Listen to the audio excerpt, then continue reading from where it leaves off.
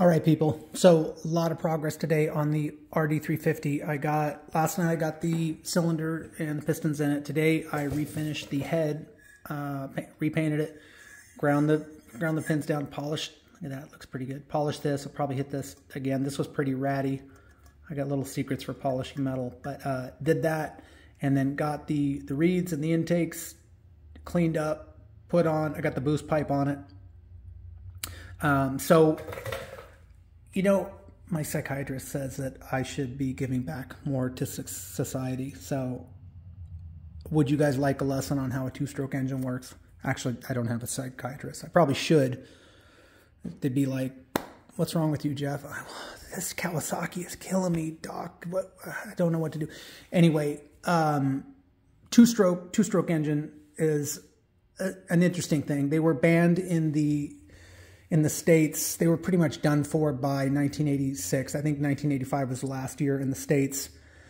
The 79 RD 400 was supposed to be the last two-stroke, road-going two-stroke in the States, and Yamaha, crafty guys that they were, actually got figured out how to get them just barely by again, and they had the RZ350. But anyway, they're very smoky, they're very efficient, but they're very desirable among collectors these days with two strokes.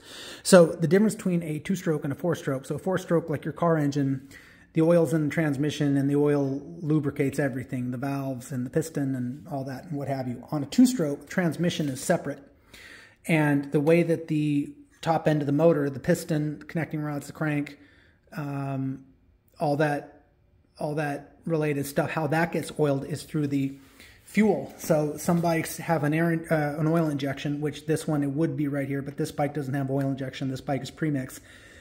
Premix is mixing the oil with the fuel, and of course goes in through the carburetor, and then it goes in and it lubricates all this and the crank down there, and two completely separate oiling systems. Well, the way that a two-stroke engine operates, now I've actually rebuilt one of these motors completely, not exactly like this. I did a more modern generation one, which was an RZ350. I basically built it from scratch, but I didn't have 100% understanding of actually how a two-stroke engine works. I knew the broad strokes.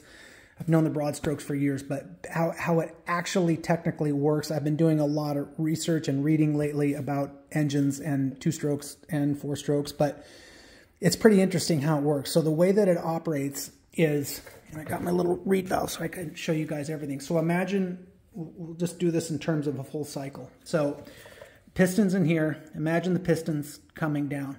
When it's coming down, it's going to be drawing air through the air filter, through the carb, through the intake, through the reed. So the reed sits like this. And what happens is the reed is a one-way valve. So the air's coming in, and you can see it'll push up these reeds. Let's see if I can, it's kind of fiddly one-handed, but basically it pushes up these little, see that? Pushes those up, sucks air in.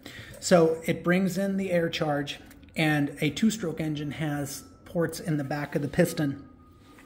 So what it's doing is it sucks that air charge through the holes in the back of the lower skirt of the piston, and it puts it in underneath the piston. So imagine the piston coming down, and instead of the compression area above the piston, it's kind of the same thing. It's sucking in that air, but it's using the underside of the piston to kind of force it down. And what it does is it forces it down into the crankcase. And of course now it's got oil and gas, so that's how you get your lubrication.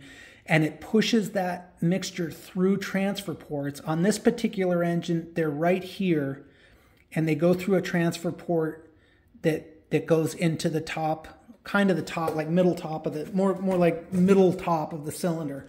So imagine the piston's going down, pushes that mixture through the transfer port, and as the piston's still going down, it pushes that, and then it goes into the combustion chamber, and now the piston's coming back up. And the reed valve, being a one-way valve, now that it's coming up and it's compressing the mixture, it's pushing air this way, it's pushing air that way, and the reed isn't letting any air out, so you're getting compression.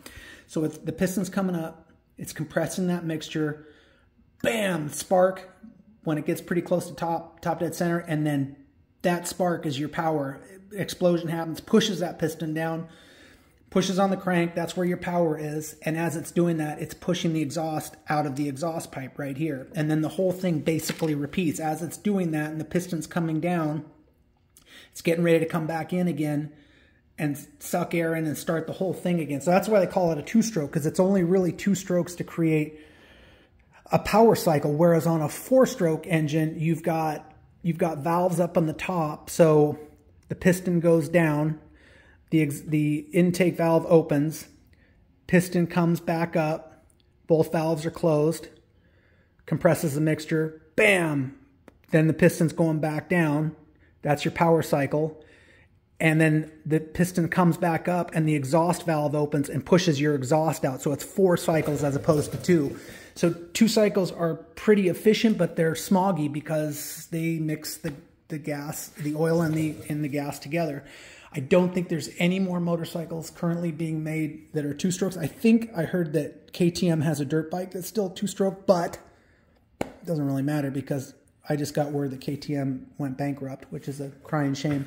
So anyway, so that's that, guys. That's your lesson with Jeff. I'm Jeff. I'm your host. All right, guys. Thanks for watching that long diatribe. That was my first time actually describing it, so I think it's probably like 95% correct, but I'll keep working on it.